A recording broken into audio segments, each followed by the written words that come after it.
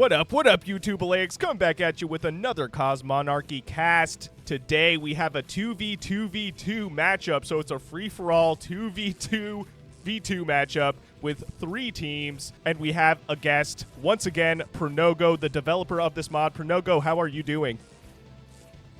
Hey, so far so good, Elleix. This is a banger of a match right here with 3 teams of 2 players. You know, the 2v2 last time was fun. I figure let's up the stakes. Let's up the ante. Let's go a little bit higher. Now we got 3 teams duking it out.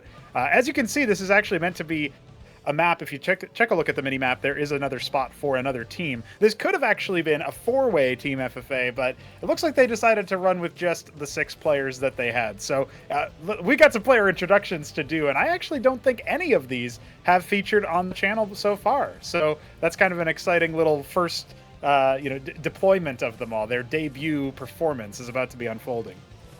Awesome, yeah, and I don't think I've actually done a 2v2v2 matchup on my channel before, so yeah, let's go ahead and introduce these teams. I'm looking at the team on the top left-hand side right now. It looks like it's going to be team number 1, Kasuga, with his ally Tudor, I believe. Yes, yeah, that's okay. Right. Going up against, I guess, technically 2 teams, but the team to their right, it's going to be our green Zerg player, Dynamite. I like that, with his ally spawning just below him.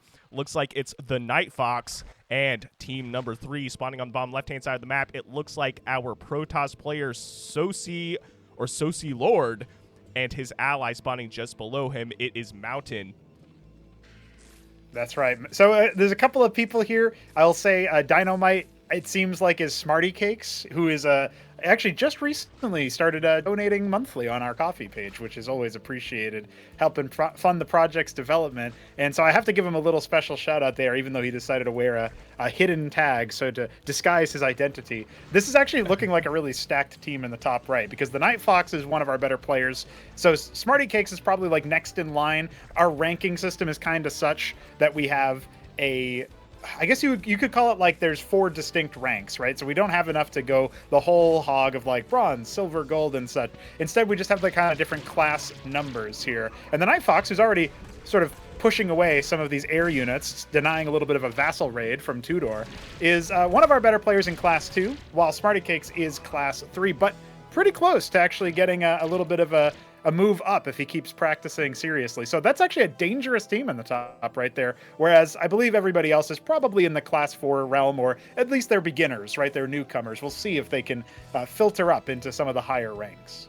Makes sense. And, you know, the challenge with team games is you can be the best player in the world, but if you get attacked by 2 teams at the same time, there's not much you can do. Yes. So this is still really anybody's game. And also, I want to quickly mention, for those of you who are not familiar with Cosmonarchy, this basically creates an entirely new game in Brood War, at least in my opinion. I mean, it feels like a completely new game.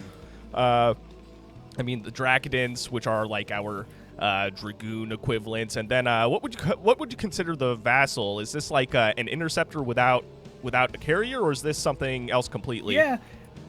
It is kind of a funny unit idea. It stems back from way back. I was working with one of my developers, one of my friends who's since moved on to modding other games, but iQuare, and he had this idea of the Hornet, was what he called it, but it was like a Protoss unit that was basically an interceptor without a carrier. And I was like, you know, it does kind of feel like interceptors are pretty good units. Why wouldn't Protoss deploy them before? And so they come out of the Lattice. Actually, we see over here in the top left, Tudor has basically made a menagerie of structures. He's got the embassy, which is sort of like you make the advanced workers, the artisans, everybody's favorite advanced worker. They return without needing a town center. They just warp the resources right into your bank account.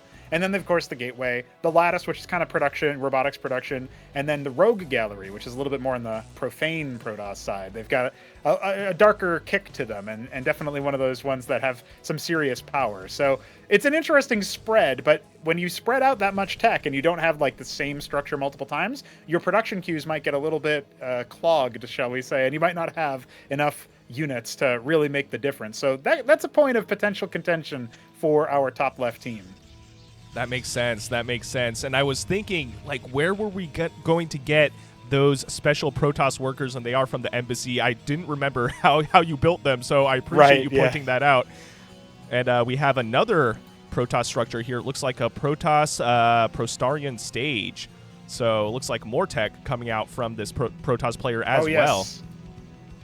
Yep, the prostration stage is a really good structure to get this early on in the game, but this does represent a bit of a risk. I was already talking about how for Tudor, he does seem to be running the potential risk of spreading himself too thin on the production side. And I mean, his ally has also rushed to tier 2 with the Atlas already. That's Kasuga taking his Atlas in our orange Terran in the top left. So I don't know. I'm looking at that. I'm thinking about the prostration stage as well. That's going to give you some real heavy hitters on the ground army side, including the Pariah is probably the unit that I think we'll see. But most exciting is the Mind Tyrant, the Dark Archon equivalent. It is a very new behavior, very, very different than what you might initially expect. So as Tudor kind of scouts his opponent out in the top right over here, it's also worth noting that the Green Zerg is kind of being greedy and going straight to tier 2 himself. We've got a lot of tech rushers happening over here right now. Yeah, there is a lot of tech rushing going on, which is going to be really interesting to see in the late game. And the team on the bottom left has been very happy just playing the game and chilling. They are playing a more passive game right now. They are the pacifists in this game. Meanwhile, the team in the top, at least the top left, is going for the team in the top right-hand corner, but now looks like deciding to run back home and allowing Green to play greedy as well as his ally. Oh, yes.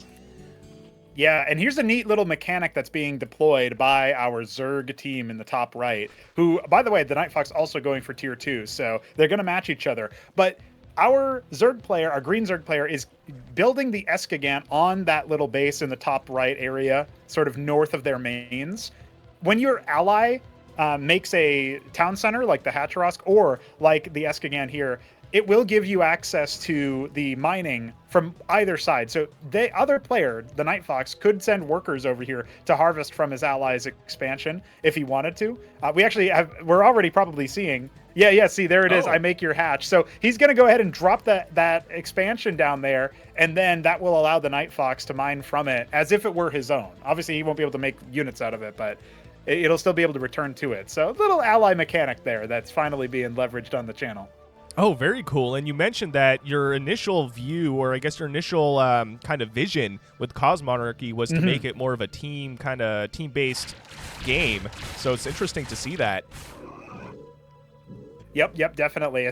Before we were ever thinking about what would you say, like 1v1 competitive stuff, like I kind of was of the opinion that StarCraft 1 and to some extent as well StarCraft 2, they're kind of in the market. They've already like solved the market for 1v1 competitive RTS in the style of game that Cosmonarchy has.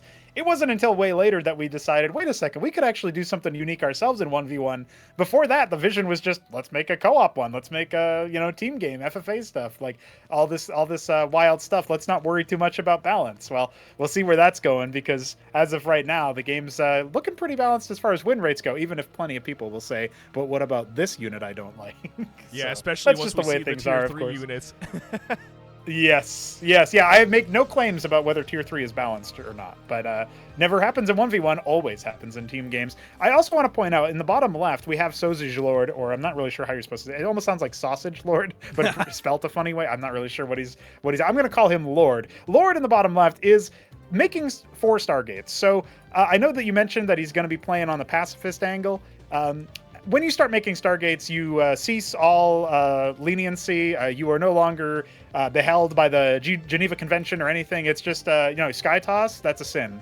That's paddling. So I'm sure that when that gets discovered, people will be up in arms about it. But for now, we've got a tier 3 coming up for Dynamite, aka Smarty Cakes. That's the Green Zerg. He is nearly complete with that bad boy. So I'm just saying, it's looking like tier 3 Zerg is already going to be upon us, and we're scarcely 10 minutes into the game. Probably the fastest I've seen it rushed in recent history.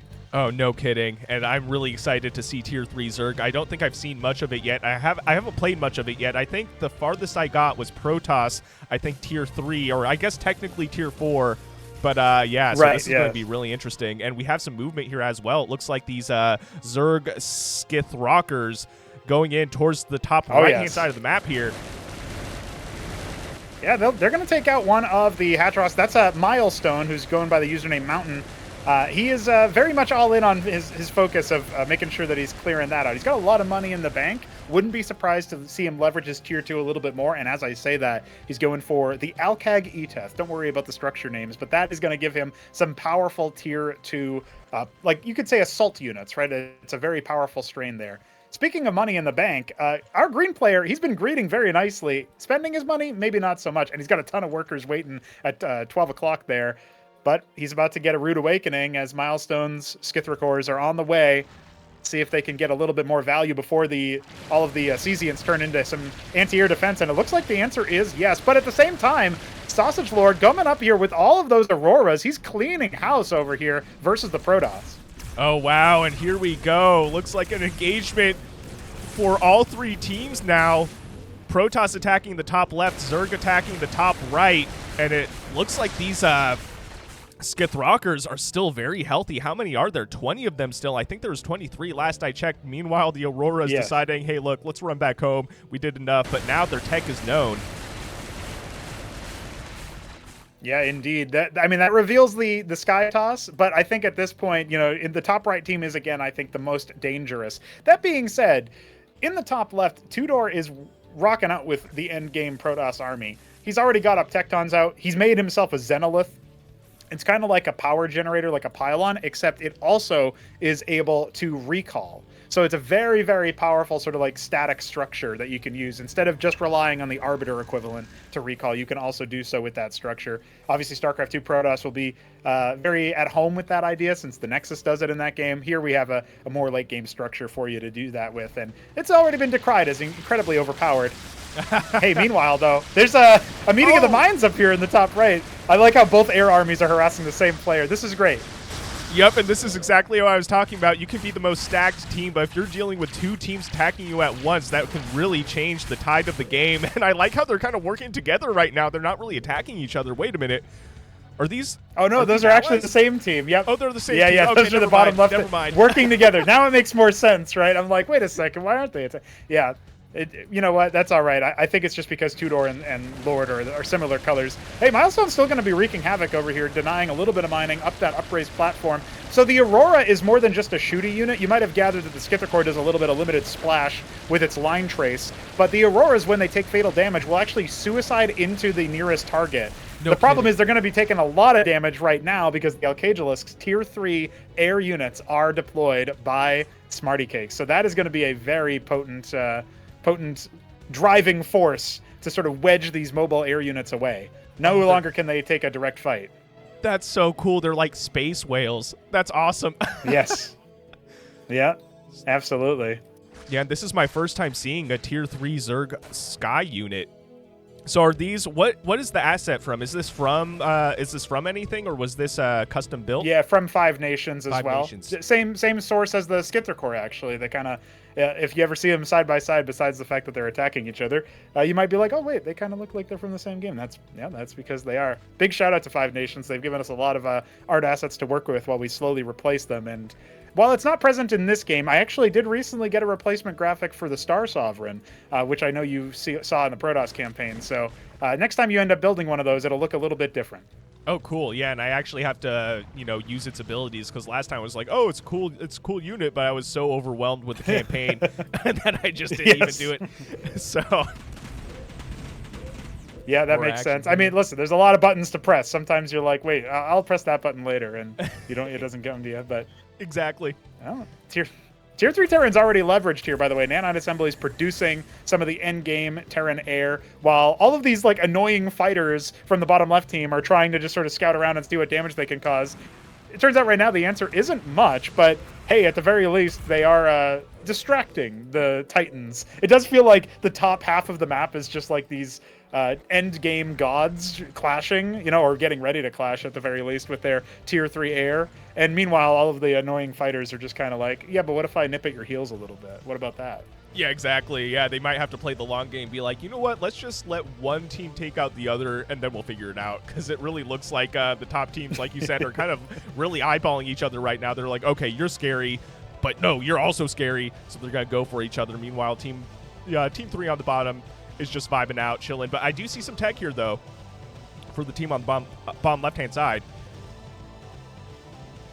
Yeah, that's right. It doesn't look like Lord has gotten too much other than the Stargates. I'm kind of panning around, hoping to see something else. But as of right now, are getting a bit closer to a potential engagement, a clash between the space whales of the Zerg team and a horde of other options here. But at the same time, I mean, this is not really the main threat to the Zerg. This player is almost like a buffer. Tudor is just going to try to delay as much as possible while Kasuga gets the heavy air wrangled on his side. Yeah, these Zerg, how do you say this? The Alcagilisk? Is that? Yep, the Alcagilisk, yeah. Alcagilisk, I mean, they're really not taking a lot of damage. There's so many of them, and Tudor is trying to hold this off, but like you said, acting more as a buffer for his ally to catch up here, and Tudor saying, well, as his whole army dies. Yeah, I don't know what to do about that. I didn't account for air units. So the key detail here is mostly that any damage that you do to the Alcagilisk right now is kind of being healed immediately, because the Sasirvaleth, which is that little squid support unit in the back, also an asset from Five Nations, projects a healing aura, lifesteal aura, around everything that it's allied to. So you want to focus those guys down, because that will definitely stop the lifesteal, and then you can start chipping away at the Alcagilisks. But these two players in the top left are a little bit on the newer side. That might be the first time they've ever seen those units, so it's a little bit harder for them to make decisions about targeting selection, you know? Yeah, no, that's fair. I mean, to be fair, it's the first time I'm also seeing these units, so I know exactly how they feel. Tudor saying, GG, sorry, Kasuga. Very sportsmanlike. I respect it. But does look like the team on the top left-hand side has been wiped out. Meanwhile, it looks like the blue Protoss player with a bunch of Auroras is just flying around. I don't know if he's seen the whales yet, so he has no idea what's coming to him. Yeah, I think they saw it when it was a smaller number. And Kasuga's also getting hit hard by some Izira-cores in the top left. That might do some number on his workers there. The Auroras seem to have found a few of the other units in the meanwhile. And, you know, the key detail right now is, as the Night Fox is helpfully saying, yeah, you're rallying to death. But the bigger problem that I'm seeing is that the Kasuga has the ability to actually come back and getting some good damage. The problem is I don't think he's going to be able to withstand. Although the Auroras are picking off a couple of the Alcagilisks on the extremities, you can see when they don't have that lifesteal with them, that is a problem. Oh, yeah, definitely. But here we go. There's so many of them. I'm not entirely sure that the Auroras can handle this, and I think Soji Lord is realizing that, deciding to fly away, looking at these Alcagilisks and thinking, hey, look, maybe I should just do something else. Meanwhile, his ally moving out with some Zerg units here, but I don't know. I think, what are these? The Quaslists, these are basically like Tier 1 and Tier 2 units. Is that right? Yeah, that's right. A lot of what Milestone has right now is not very formidable, but he is making a lot of Vithralisks. That's the Devourer equivalent, so it is going to be very good versus those heavy air stacks. And, you know, credit to Lord, he's got a ton of his Auroras still out here, and he is wreaking havoc in the Zerg bases, definitely kind of giving them a run for their money. That's the abuse that you can do when you have the mobile units. Right, that is fair. That is fair. Looks like Kasuga has cleared out everything in the top left as well. Oh, yeah. Here we go. Let's see. All these Quaslists for Mountain moving dangerously close to the Alcagilisks.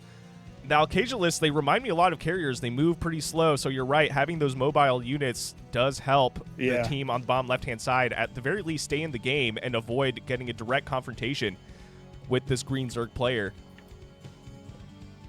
Yeah, another good thing about the Vithralisks that Milestone has been able to make as well is that they reduce armor but also attack speed. So in theory, they could actually make it so that the heavy hitters of the Alcagilisks will be kind of rendered null and void, at least in these small engagements. But right now, they're busy wreaking havoc in the Terran base. And Kasuga also has to call it. He's like, wait, no, that was I've been building that army this whole time, and this is what you do to me? Throwing out the GG. Respect it, though. Tried to stay in the game after his ally had left him. To be fair, he did have a lot of stuff on the top left-hand side, so I understand why he stayed. But meanwhile, while there's an engagement on the top left-hand side, Yellow, who's moving out to the top right-hand side, hasn't really made himself too known yet.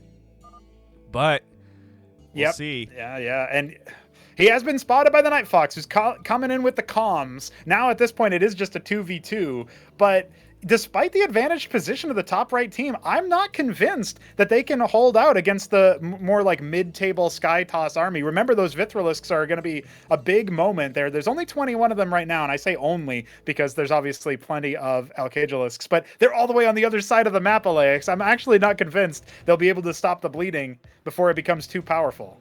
Yeah, that's a good point. I mean, they're really out of position to deal with this army right now. It looks like this is a more or less full commit from team number 3 from the bottom left-hand side. Yeah, big time. I mean, they're kind of sharking around. Where do they want to attack? They've cleared out some of the mining. The Auroras sniped a few bases earlier. Definitely something that you can do when your opponent doesn't have the garrison of splash damage. There were a few units that do deal splash damage for Zerg that were being leveraged, but it was just not in sufficient quantities. Now, here come the Vithrilisks. They are going to... Oh, man, there's 30 of them now. There's definitely a lot more. They're really reducing the armor of the Alcagalisk, and the Bactylisks are just wreaking havoc. But do they have enough? I mean, the Vithrilisks are starting to falter. Oh, boy. I think with the Gladiuses as well, this is helping quite a bit, but the biggest problem right now is that the Alcagalisks are still in enough number to pull this back if they just outlast the debuff. Yeah, it seems like this is almost just a critical mass of Alcagalists, but like you said, I mean, they seem to be taking a lot of damage, and now they're stacking up. I don't know. There's so many of them, though. How many is that? At least 39 that I'm looking at, and it seems like they're really cleaning up this army.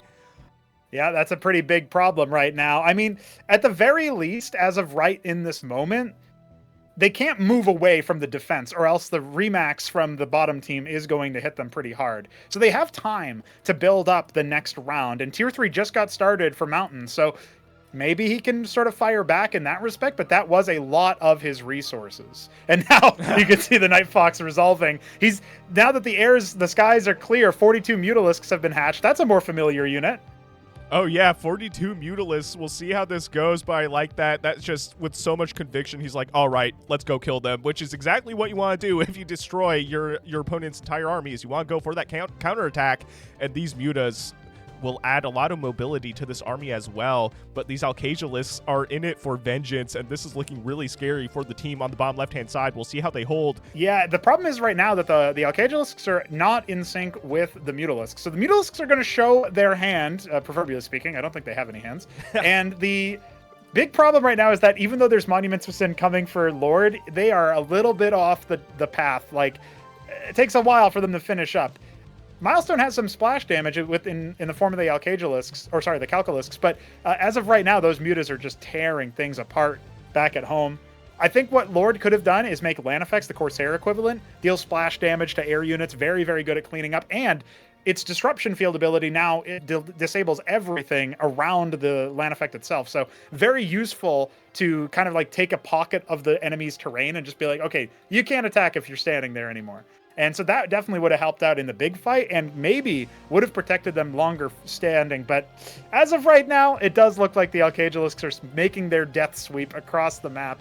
And, you know, we got to see some nice tech, but I do think that the Protoss, they have been stumbled. Yeah, the Lord does not have his monuments anymore. No. It looks like the team on the bottom left-hand side is getting cleaned up. These Alcagalists, it looks like I'm watching Sky Toss, but it's Zerg. It feels like a carrier sweep. Zerg toss, yeah. Yeah, Zerg toss, yeah. Sky Zerg. The Night Fox throwing out the GG. We'll see if his ally tries to stay in this game. But at this point, I think it may have been decided. The Mutas flying in as well. Yeah, I mean, we've also seen these Siege Zerg come out as the last GG is exchanged. The Cascathalor raining fire, well, acid, but, you know, fire from afar. That definitely just adds insult to injury because that's going to really take down your defenses down a peg or two. Yeah, interesting. Very interesting. What a cool game. A 2v2v2 matchup. And you kind of called it. The team in the top right-hand side was stacked, and it seems like they came out victorious. What a sick game. Pernogo, do you have any parting words before we log off?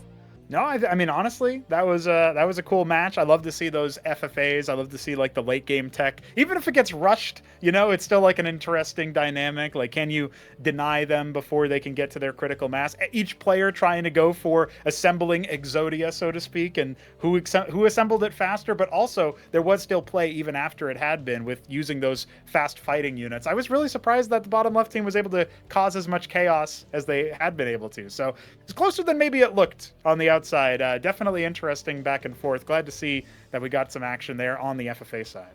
Agreed, and I appreciate you sharing this game. I think, like I said, it was my first 2v2v2 matchup, so a really fun one to watch. If you guys enjoyed what you saw, please consider shooting me a like and subscribe. I'd greatly appreciate it. Pronogo is a caster as well for his own mod. Go ahead and subscribe to him as well. I'll leave his info in the description below as well as in the comments below, and we'll see you guys on the next one.